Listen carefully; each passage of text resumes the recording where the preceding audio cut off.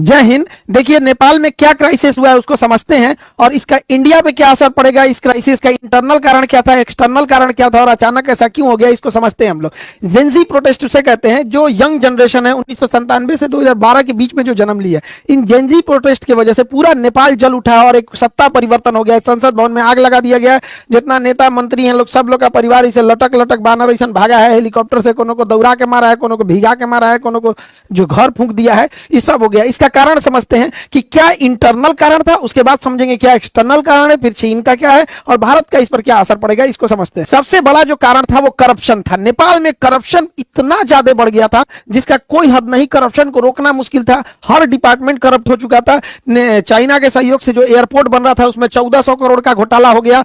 ललिता निवास में घोटाला हुआ, गिरी बंधु में हो गया 54,000 करोड़ का घोटाला हुआ और ओरिएंटल में हो गया 13,000 करोड़ का घोटाला। कोऑपरेटिव सोसाइटी में इसके लगभग 70,000 करोड़ का घोटाला हुआ।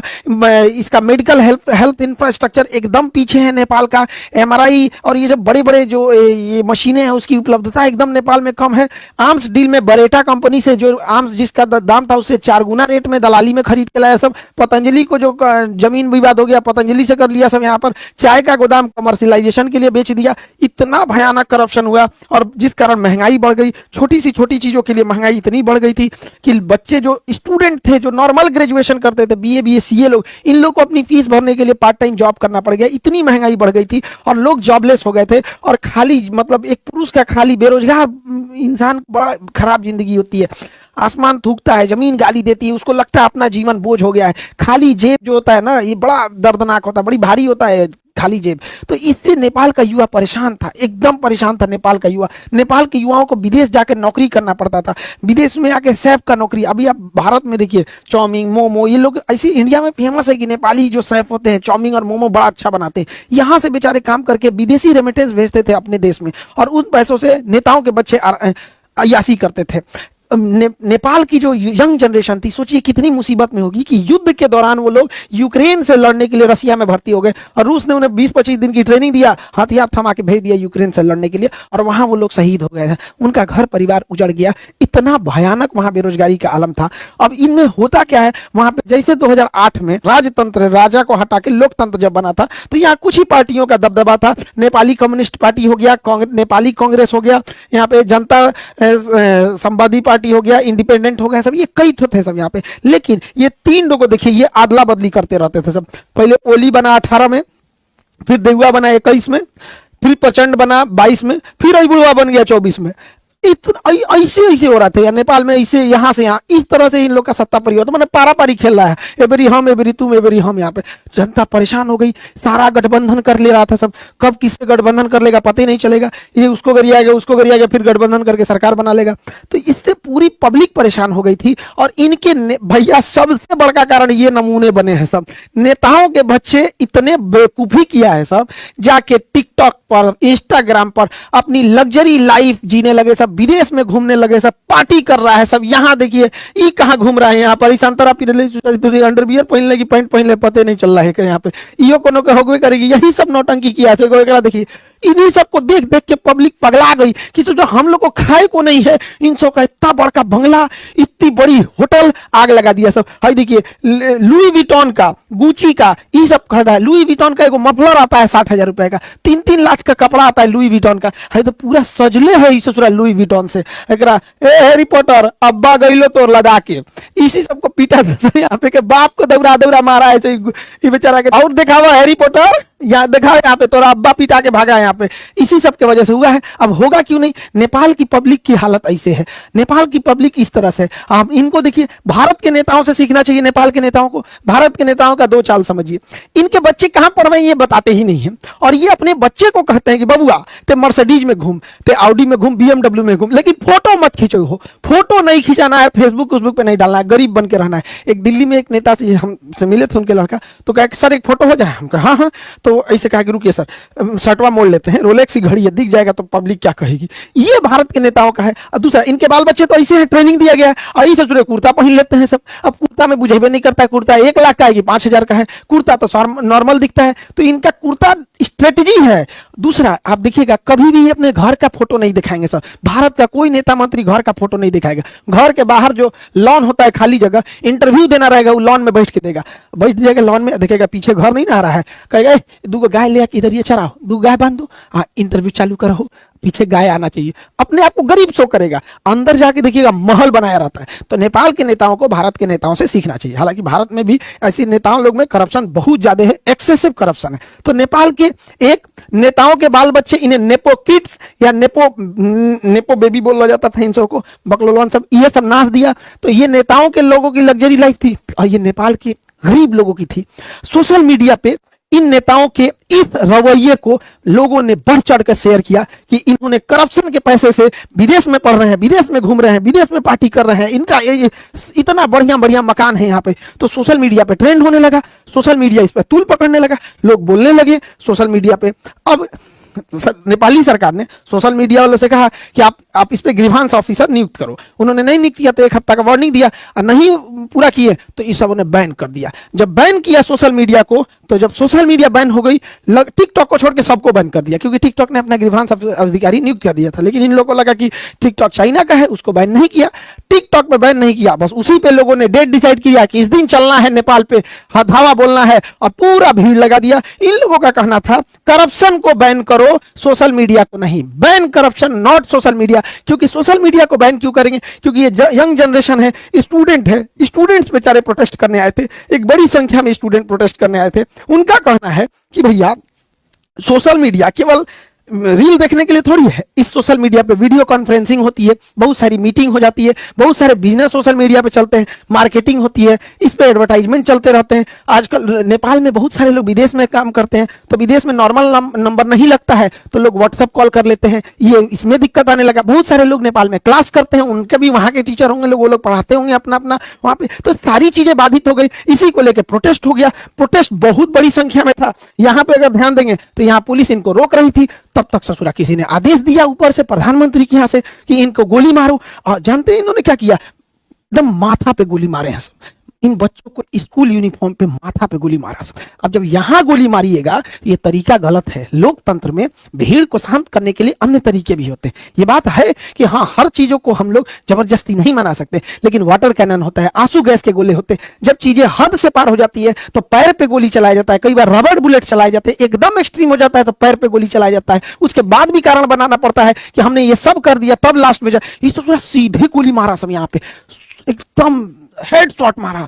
इसके वजह से जो लोग प्रोटेस्ट में नहीं भी उतरे थे वो सब के सब लोग प्रोटेस्ट में उतर गए और कहें अब की बार तो ओली सरकार को उजाड़ देना है, करप्शन को खत्म ही कर देना है। लोगों ने ऑफिसेस तोड़ दिए, सब जगह तहस नहस कर दिया, संसद भवन को आग लगा दिया, कहा कि चट्टा यहीं से बैठ के करप्शन करता है सब। और यहां से नेताओं को इसे लदा लदा भागना पड़ा है। और समय रहते ये लोग ईमानदारी से काम किए रहते तो आज ये नौबत नहीं आई रहती। नेपाल से ये लोग भाग गए हैं, किसी को डुबा के मारा, लसड़ा के मारा, मूड़ी फोड़ दिया, कपार फोड़ दिया, को जिंदा जला दिया।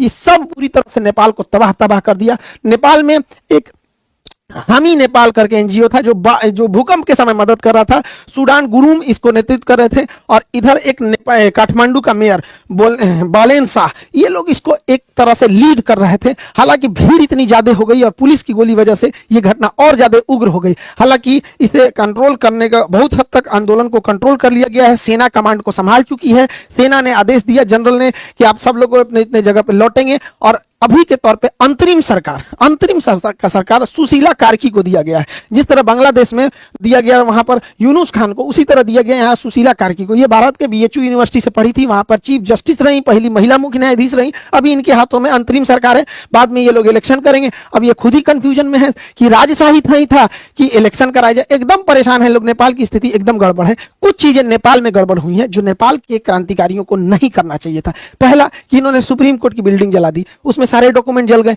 कौन नेता करप्ट था ये भी खत्म हो गया। कोई ठीक नहीं, ससुरा नेता में जलवा दिया होगा सब कि बाकी में नया सरकार आएगी तो हमारा फाइल निकलवाएगी, जल गया यहाँ पे। दूसरा गलती क्या कि इन्होंने जेल तोड़ के 13,000 से ज्यादा कैदियों को रिहा कर दिया। अब जो कैदी रिहा हुए हैं सब भारत में आने का तो वीजा नहीं मिलता है, वो ससुरा भारत में घुस जाएगा सब। अगर भारत में नहीं भी घुसा सब तो कैदी था सब, उसको नहीं छोड़ाना चाहिए। हाँ, राजनीतिक कैदी रहते तो समझ में आता है, क्रिमिनल्स को काहे छोड़ा दिए। यहाँ पे पुलिस ने मास सरेंडर किया, लोग पुलिस को मारे। पुलिस तो खैर करप्शन कर, गोली चलाएंगे लोग तो पब्लिक छोड़ देगी, माथा पे गोली चलाएंगे पुलिस। उसके बाद कहेंगे भाई आदेश आ रहा है तो आप हवाई फायरिंग कीजिए, आंसू गैस मारिए, मारेंगे गोली तो पिटाएंगे कहीं नहीं, पिटा गए यहाँ पे। लेकिन इससे भारत को क्या हुआ, भारत को एक लॉस लगा। अनस्टेबल नेपाल कभी भी भारत के लिए ठीक नहीं है। दूसरा, भारत सरकार अभी काला पानी लेपू लेक विवाद चल रहा है, आप अब नेक्स्ट वीडियो उस पर बना देंगे ताकि आप लोग को ज्यादा क्लियर समझ में आ जाए। लेकिन एक बड़ा दुख के साथ ये कहना पड़ता है ना, नेपाल भाइयों लोगों को भी समझना चाहिए, एक ऐसा ट्रेंड बन गया है नेपाल में, हम लोग जान भी दे देंगे ना तो नेपालियों को लगेगा कि भारत हम लोग के लिए खिलाफ है। उनको चाइना ही अच्छा लगता है। हम लोग को क्या ही कर सकते हैं उन लोग के लिए, नेपाल के लिए क्या नहीं किए हम लोग। लेकिन उनको नेपालियों के दिल में बैठा है कि भारत ही खराब है। यहाँ पे ऐसा नहीं करना चाहिए। हमारा रोटी और बेटी से रिश्ता है। हमारे यहाँ आज भी शादी बिहार नेपाल और बिहार यूपी जो एरिया सटता है वहां से हो जाती है। लेकिन ये नेपाल खराबी, क्योंकि वहां माओवादी हो गए या फिर जो चीन का प्रभाव है वो बहुत ज्यादा हो गया। ये भारत के लिए अच्छी बात नहीं है। कूटनीतिक हार एक तरह से कहिए, या फिर हम लोग फंसते जा रहे हैं, ये नहीं होना चाहिए। इस पर भारत को सोचना चाहिए। इसके पीछे कारण भी क्या है, भारत सरकार को अमेरिका और वेस्टर्न द्वारा चलाए गए एनजीओ पे कड़ी नजर रखनी चाहिए, क्योंकि ये एनजीओ सरकार कम से कम 50 देशों की सरकार गिरा चुके हैं सब। अब जैसे यहाँ देखिए हामी नेपाल, ये किसके किसके सहयोग से, जैसे अमेरिका के ओपन सोसाइटी हो गया, फ्रीडम हाउस हो गया, फोर्ड फाउंडेशन हो गया, ये सब सरकार मतलब मदद करते हैं, बट इनका हिडन कुछ ना कुछ अंडर से टारगेट कुछ रहता है। तो गवर्नमेंट की एजेंसीज को इस पर नजर रखनी चाहिए। अभी जो नेपाल में हुआ है, हामी नेपाली जो ये संगठन था, इसमें शंकर ग्रुप, इन्फिनिटी ग्रुप और बरबरा फाउंडेशन ने फाइनेंशियल हेल्प किया था, और इतनी बड़ी हुजूम को एक साथ ले आकर इन्होंने किया। और आज एक देखिए कैसी गवर्नमेंट वहां बैठे बनेगी, इसका कोई ठीक नहीं है। अमेरिका जो है और वेस्टर्न कंट्री ने पूरी मिडिल ईस्ट को बर्बाद कर दिया है सब, इराक से लेके ईरान, सीरिया, अफगानिस्तान, यमन, सब तबाह कर दिया है सब। अब जब इसको पूरी तरह तबाह कर दिया है सब, तो जहां से मन वहां से पेट्रोल लेके चल जाता है। हम लोग को पेट्रोल मिलता है महंगा, और ये सब मार धार के अपने चमचा सरकार को बना देता है सब। किसी को बना देगा, अयोग्य व्यक्ति को कहेगा 50% हम ले जाएंगे। तो ये हाथ बर्बाद के। अब इनकी नजर एशिया पे है, इधर श्रीलंका, बांग्लादेश, म्यांमार, नेपाल, पाकिस्तान, इसको अब अनस्टेबल करना चाहते हैं सब। ये सोशल मीडिया और किस तरह से ये काम करते हैं सब एनजीओ की मदद से, इसको समझने की जरूरत है। देखिए, सर्बिया एक देश था, सन 2000 में सर्बिया रसिया का फेवर करता था। 2000 में बुलडोजर क्रांति लाया सब, और सर्बिया की सरकार को कहा सब कि सरकार करप्ट है, ये है वो है, एक नैरेटिव सेट किया, सरकार को गिरा दिया। अभी जो सरकार है वो अमेरिका की फेवर की है, रूस की फेवर की नहीं है। उसी तरह जॉर्जिया एक देश है, जॉर्जिया उसी के पास है, सर्बिया की साइड में जॉर्जिया। 2003 में जॉर्जिया में रोज रिवोल्यूशन लेके चले आए सर। रोज रिवोल्यूशन में क्या था, जॉर्जिया जो था रसिया के फेवर में था। तो ये अमेरिका वगैरह सोशल मीडिया, और ये उस समय तो मतलब इतना नहीं था सोशल मीडिया 2003 में, लेकिन एनजीओ वगैरह की मदद से इस सब ने क्या किया, वहां पर रोज रेगुलेशन लाया और सरकार को गिरा दिया। अभी जो सरकार है वो अमेरिका के फेवर में। उसी तरह से देखेंगे यूक्रेन में 2004 में ऑरेंज रिवोल्यूशन ले दिया और कहा कि हम लोग यूरोप में मिलना चाहते हैं, रसिया में नहीं, रसिया को कमजोर करने के लिए। फिर 2014 में यूरोपीय मेडन आंदोलन किया गया, पेट्रो यानुकोविच को यहां से डिथ्रोन किया गया। उसी समय क्रीमिया रसिया ने कब्जा कर लिया था। अभी की जो जनरेशन है उसको इतना पुराना नहीं याद आता है, लेकिन अभी उसी सब की वजह से अभी भी यूक्रेन में लड़ाई चल रही है। देखिए, जो जो सरकार रसिया के फेवर में थी, कैसे कैसे अमेरिका ने गिराया है। ऐसे ही 2011 में अरब क्रांति शुरू होती है ट्यूनिशिया से। ट्यूनिशिया की सरकार को उखाड़ फेंका जाता है, अरब क्रांति। और अरब क्रांति देखते देखते अफ्रीका से पूरे अरब में फैल गई। अरब क्रांति में लीबिया में मोहम्मद गद्दाफी को उड़ा दिया गया क्योंकि यह रूस का फेवर में था। इजिप्शियन गवर्नमेंट को उड़ा दिया गया, हुस्नी मुबारक को, क्योंकि ये रूस के फेवर में था। सीरिया में बशर अल असद को उड़ा दिया गया क्योंकि रूस के फेवर में था। यमन से शेख अब्दुल्ला साले को उड़ा दिया गया क्योंकि यह रसिया के फेवर में था। ये सब अमेरिका की चाल है। अभी भी नहीं समझ में आएगा तो बहुत दिक्कत हो जाएगा। ये सोशल मीडिया हम 20 बार कहते हैं, इस पर इंडिया का अपना कमांड होना चाहिए, नहीं तो फिर हम लोग मुख्य दर्शक बन के ऐसे ही देखते रहेंगे। 2021 में म्यांमार में क्या हुआ, म्यांमार में सरकार हटा दिया गया आंग सान सू की, ये भारत के फेवर में थी, और यहाँ जुम्टा की सरकार बना दिया गया, सैन्य तानाशाही जुम्टा की। हुआ क्या, 2017 से 2021 तक म्यांमार से रोहिंग्या भारत में घुस गए। आज रोहिंग्या भारत की एक बड़ी समस्या बन चुके हैं। लेकिन अभी बताइए, इलाज से अच्छा बचाव होता है। यहाँ स्टेबल रहता तो भेज सकते थे, अभी कहाँ भेजेंगे इन सबको। भारत की एक बड़ी समस्या बन चुकी है रोहिंग्या यहाँ पे। वैसे ही 2022 में आप देखिए श्रीलंका में हमारी जो फेवर की सरकार थी, अभी चाइना की फेवर की सरकार आ गई है, हटा दिया गया। उसी तरह आप देखे होंगे यहाँ पे मालदीव में यही हो गया। आप पाकिस्तान में देखिए 2022 में इमरान खान, चचवा मेरा, इसको इमरान खान को डिथ्रोन कर दिया सब। क्या आरोप लगाया सब कि इन्होंने जो गिफ्ट मिला था उसे तोहफा में रखना चाहिए था तो पर्सनल यूज कर लिया। दूसरा, इन्होंने जो दूसरी शादी की थी तो तलाक के बीच में इद्दत का जो टाइम दिया जाता है लगभग 3 महीना, वो पूरा नहीं किया तो शादी टाइम से पहले कर दिया। उसकी वजह से जेल में डाल दिया और जेल में बेचारे का रेप कर दिया गया। एगो मेजर इसका रेप कर दिया, बेचारा का बर्बाद हो गया इमरान खान। हालांकि इमरान खान जो था आतंकवाद को पसंद नहीं करता था, लेकिन जो आसिम मुनीरवा बैठा है ना चोट्टा, ये बहुत खतरनाक है। पहलगाम अटैक वही कराया था। मेरे कहने का मतलब है कि देश सर्वोपरि रहना चाहिए। समझिए दूसरों की गलतियों से, वो देखिए जो नहीं देख पा रहे हैं, ये सोशल मीडिया से केवल वो नहीं है, किस तरह से बर्बाद कर रही है चीजों को, उसको समझने की जरूरत है। 2024 में बांग्लादेश में एक टेलीग्राम, मामूली टेलीग्राम कैसे इतना बड़ा विद्रोह खड़ा करके होता है और शेख हसीना को वहां से हटा देता है, वहां पे सरकार आ जाती है, वहां के माइनॉरिटी कम्युनिटीज को, ज्यादातर माइनॉरिटी में वहां हिंदू ही हैं, उनको जला के हथौड़ी से ना पूरा आंख फोड़ फोड़ के मार दिया। सब हम लोग देखते ही रह गए, क्या कर लिए, कैंडल जला लेंगे लोग। हम लोग को सचेत होने की जरूरत है, क्योंकि ये सब स्लीपर सेल का काम करते हैं सब। यहाँ पे इतनी ज्यादा डिपेंडेंसी भारत की हो गई है इनके ऊपर, जिसका कोई हद नहीं। गूगल का केवल एक चीज नहीं है, गूगल का यूट्यूब है जिसपे आप हमको देख रहे हैं, ये गूगल का, इसी का प्ले स्टोर है जिसपे से आप जोमेटो, आप यूपीआई हिंतन डाउनलोड करते, इससे नहीं डाउनलोड करेंगे तो क्रोम से करेंगे, तो दोनों तो भैया एक है। यहाँ पे मेल किससे करिएगा आप, कोई भी नया एप्लीकेशन रह गया मेल करना पड़े, ये भी इसी का है। अब सब छोड़िए ना, मोबाइलवा तो एंड्रॉइड है, मोबाइल सैमसंग का लीजिए, वीवो का लीजिए, किसी को लीजिए, लेकिन उसके अंदर जो सॉफ्टवेयर है वो एंड्रॉइड है। एंड्रॉइड किसका है, इसी गूगल का है। अच्छा, कई लोग कह रहे हैं कि अच्छा मीडिया में, कई मीडिया, भारत की मीडिया को तो जानते ही हैं, उनका कहना है कि शाह खान सर ने बताया कि प्ले स्टोर नहीं है तो एप्पल स्टोर यूज कर लेंगे, प्ले स्टोर नहीं है तो सैमसंग का यूज कर लेंगे, प्ले स्टोर नहीं है तो अमेजोन का यूज कर लेंगे। अरे बैल बुद्धि, हमारा गूगल से थोड़ा ना दुश्मनी है, हमारा बस इस बात की शिकायत है कि ये हमारा नहीं है, विदेशी है। तो आइयो तो विदेशी है, आइयो तो विदेशी है, आइयो तो विदेशी है। ये कौन बात हुआ कि आसमान से गिर के खजूर पे अटकेंगे, कि गूगल बंद हो जाएगा तो एप्पल यूज कर लेंगे, सैमसंग यूज कर लेंगे, अमेजन। यार तरीका कौन समझाएगा रे मेरे भाई, कि हमको प्रॉब्लम गूगल से नहीं, हमें बस ये है कि हमारा अपना होना चाहिए, ना कि विदेशी होना चाहिए। जब बैल बुद्धि, मीडिया को क्या समझाएं हम। यहाँ पे जीमेल के जगह हमें अपना मेल यूज करना चाहिए, भारत मेल, भारत मेल। तो मीडिया के कुछ बंधु ये कह रहे हैं कि जीमेल की जगह भारत मेल लोग अपनाएंगे। क्यों नहीं अपनाएंगे, तो होना चाहिए, उतनी सोच होनी चाहिए। हम भारत मेल लाएं, जितनी भी योजनाएं हैं भारत सरकार की, चाहे वो जनधन योजना हो, चाहे वो राशन योजना हो, खाद बांटना हो, एलपीजी सिलेंडर बांटना हो, उसका ओटीपी मेल, जीमेल पे ना जाके भारत मेल पे जाएगा। वोटर कार्ड का वेरिफिकेशन भारत मेल पे जाएगा, आधार कार्ड का वेरिफिकेशन गूगल जीमेल पे ना जाके भारत मेल पे जाएगा, इनकम टैक्स, जीएसटी, टीडीएस, ये सबका कहां जाएगा, भारत मेल पे जाएगा। मजबूरी बनेगी लोगों को जीमेल के साथ साथ भारत मेल भी रखना। एफआईआर, कोर्ट, जितने बच्चे एग्जाम दे रहे हैं, एग्जाम का फॉर्म भारत मेल पे लिखा जाएगा, उनका एडमिट कार्ड भारत मेल पे होगा। तो इससे होगा क्या, लोग आने वाले 4-5 सालों में गूगल मेल, जीमेल के साथ साथ भारत मेल भी रखेंगे। तो पहले पैरेलल रखना चालू किएंगे, उसके बाद धीरे धीरे शिफ्ट कर देंगे। सोच होनी चाहिए। अब हाथ पे हाथ रख के रहेंगे, अरे नहीं हम ऐसा नहीं करेंगे। अरे भैया, मोदी जी ने एक बार बोल दिया था मालदीप ना जाके लक्षद्वीप जाओ, मालदीप की अर्थव्यवस्था हिल गई थी। मोदी जी ने एक बार बोला था थाली बजाओ, पूरा देश थाली बजा दिया था। तो पूरा देश जीमेल की जगह पे इसके नहीं शिफ्ट होगा, उतना होना चाहिए।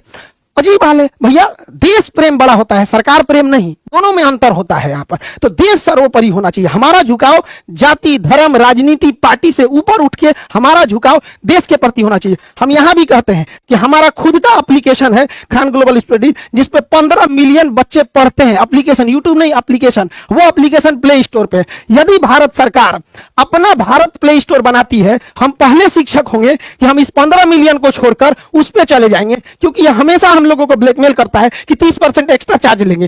पूरे भारत के शिक्षकों से कहते हैं कि आप लोग बताइए, क्या इस बात का ये धमकी नहीं देता है गूगल, हम लोग इसको छोड़ेंगे। ये हमारी जिम्मेदारी होती है, देश के प्रति हमारी जिम्मेदारी होती है। आज 25 मिलियन सब्सक्राइबर हैं यूट्यूब पर, लेकिन ये डायमंड प्ले बटन आया था ना, हम कभी दिखाए नहीं। सभी लोग को धन्यवाद हाथ जोड़कर, जो आप लोगों ने 25 मिलियन बनाया और विश्व का सबसे बड़ा एजुकेशन चैनल बनाया। लेकिन जब ये डायमंड प्ले बटन आया ना, इतना खुशी होता, अगर इसके बीच में अगर भारत का रहता तो अशोक चक्र बना रहता, अशोक स्तंभ बना रहता। जब मेरा 1 मिलियन हुए थे ना, तो गोल्डन प्ले बटन आया था। तो पापा को हम दिखाए ना, तो पापा बोले कि कितना अच्छा रहता है, इस पे तिरंगा बना रहता, ये विदेश का है। तो पिताजी बोले थे कि हमारी आवाज कोई नहीं सुनेगा, तुम अगर इस लायक हो जाना ना तो आवाज जरूर उठाना। ये मत कहना कि तुम भूल जाओ कि तुम्हें सुविधा मिल रहा है। आवाज जरूर उठाना कि एक भारत का अपना होना चाहिए, वरना हमको देश प्रेम है तभी हम यूट्यूब पे खड़ा होकर कह रहे हैं कि यूट्यूब की जगह भारत का होना चाहिए, वरना 25 मिलियन को तो बहुत पैसा देता है यूट्यूब, क्या जरूरत रहती है। तो सरकार प्रेम और देश प्रेम दोनों में अंतर होता है। हम स्वयं कहते हैं कि भारत का रहता तो बहुत ज्यादा खुशी होती। आज नहीं होगा, 10 दिन बाद होगा, 10 साल लगेंगे, 20 साल लगेंगे, लेकिन अगर हम शुरू ही नहीं करेंगे तो कभी मंजिल पे नहीं पाएंगे। मंजिल मिले या ना मिले ये मुकद्दर की बात है, लेकिन हम कोशिश ना करें ये गलत बात है। तो ये देश प्रेम हम इसीलिए कहते हैं, वरना 25 मिलियन पे तो बहुत सुविधाएं मिलती रहती हैं यहाँ पर, लेकिन जो देश प्रेम है, जो इस ये हम कभी आप लोग को दिखाए हैं, ये रखा हुआ है हमारे यहाँ, बस यहाँ एक तो तिरंगा झंडा बना देता ना इस डायमंड प्ले बटन पे, 4 चांद लग जाता है इस डायमंड प्ले बटन पे। लेकिन क्या कीजिएगा, कुछ दिन होगा, कोई ना कोई लोग कहेगा, मीडिया वाला कह रहा है कि खान सर पागल हो गए यहाँ पे, अपन गूगल और यूट्यूब बनाने के लिए कह रहे हैं। कभी ना कभी तो सुनेंगे, मोदी जी से उम्मीद है कि जरूर करेंगे, नहीं तो देश को अनस्टेबल कर देंगे सब, ये सब विदेश वाले सब, इन पर कभी भरोसा नहीं करेंगे। ए भैया, आज से 3 साल 4 साल पहले भी हम क्लास में बोले थे कि 2000 का नोट जो आया है ये गलत डिसीजन है, इसको चेंज करेगी सरकार, मजबूरी हो जाएगी चेंज करना। कल से लाल वाला नोट नहीं चलेगा, 2000 वाला को साइड कर रहे हैं। 2000 के नोट को गवर्नमेंट की लानी मजबूरी थी, क्योंकि अचानक नोट बंद हुआ, मार्केट में पैसा देना था, छोटा नोट छापने में टाइम लगता है, इसलिए पहले उस सप्लाई को पूरा करने के लिए 2000 दिया गया। सप्लाई, अब जब सप्लाई पूरा हो गया, अब बैंक वाला धीरे धीरे उसको रखते जा रहा है। अब आपके एटीएम से 2000 का नहीं निकलता होगा, निकलता है, रियल हो गया है। अब 2000 बहुत कम मिल रहा होगा, धीरे धीरे उसको साइड कर दिया जाएगा, और क्या हो जाएगा 500। करप्शन कम करने के लिए मैक्सिमम नोट 100 रुपए का ही होना चाहिए, समझा कि नहीं क्या? अब तक जाओ तो किसी को 10 लाख घूस देने, बोरा में लेके 10 लाख रुपया 100 का नोट हो गया तो कहां ले जाएंगे बोरा? आप देख लीजिए आज चेंज हो गया कि नहीं। वैसे ही हम कहते हैं कि एक दिन इस गूगला को भी बदला जाएगा, और वह दिन आएगा जब भारत अपना सर्च इंजन बनाएगा, हम अपना प्ले स्टोर बनाएंगे, हम अपना भारत मेल बनाएंगे, उस दिन का भी